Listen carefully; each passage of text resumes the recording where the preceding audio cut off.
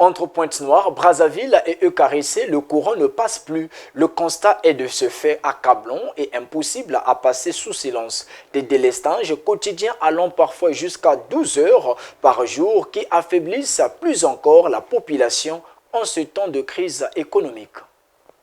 Ne dit-on pas que le vieux serpent ne change que de peau, mais le venin reste le même? La société de fournisseurs d'électricité en République du Congo, SNE, à l'époque, avait juste changé de voile en devenant Eucarissé. Son venin de délestage persiste. À défaut de popularité, Énergie électrique du Congo est sans nul doute la société la plus citée sur les langues et par dépit la plus moquée dans son incapacité à fournir les deux grandes agglomérations Brazzaville et Pointe-Noire. Le noir, voilà le décor commun de toutes les avenues et ruelles. La colère grande, plus fort en l'absence de tous les communiqués de Caressé quant aux raisons de ces délestages intempestifs et de très longue durée qui sévissent dans ces villes.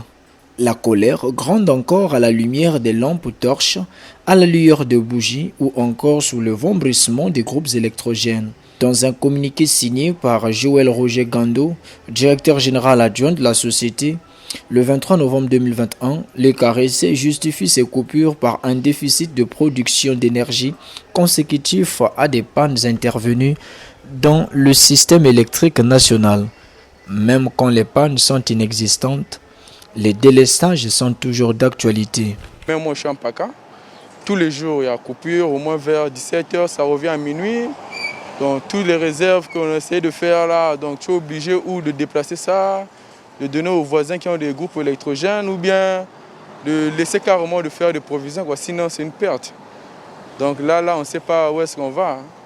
Normalement c'est simple, on a des transforts, on a des turbines, je ne sais pas, des centrales à gaz, centrales hydrauliques. Sinon, avec toutes les centrales qu'on a, on peut bien couvrir tout le Congo, même sans délestage. Vraiment, autant que commerçant, ça ne nous arrange pas.